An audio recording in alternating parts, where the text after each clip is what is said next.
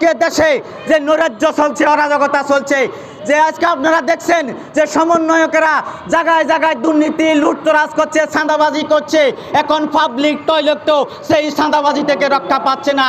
24 সালের সমন্বয়কেরা বলল যে আমরা বৈষম্যের বিরুদ্ধে আন্দোলন করছি, কিন্তু দুর্ভাগ্যের বিষয় বৈষম্য এখন মানুষের মাথার উপরে একবারে বস্তা বেঁধে উঠাই দেওয়া হয়েছে।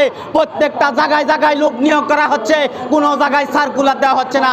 প্রত্যেকটা জায়গায় জায়গায় দুর্নীতি হচ্ছে, লুটতরাজ হচ্ছে, চাঁদাবাজি হচ্ছে, দখলবাজি হচ্ছে।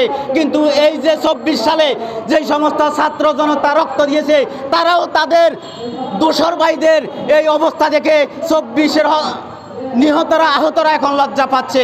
সম্মানিত বন্ধুগণ, যে আজকে আপনারা বললেন যে আমাদের যে অন্তর্বর্তী সরকার একটা নির্দলীয় নিরপেক্ষ সরকার হওয়ার কথা, কিন্তু দুর্ভাগ্যের বিষয় অন্তর্বর্তী সরকার কোনো নির্দলীয় নিরপেক্ষ নয়। এরা 2-3টা দলের এজেন্ডা বাস্তবায়ন করছে, 2-3টা দলকে চাঁদাবাজি করার, লুটতরাজ করার সুযোগ করে দিচ্ছে। বন্ধুগণ, আপনারা জানেন যে 5ই আগস্ট এই দেশে সরকার গণ অভ্যুত্থানের পর সরকার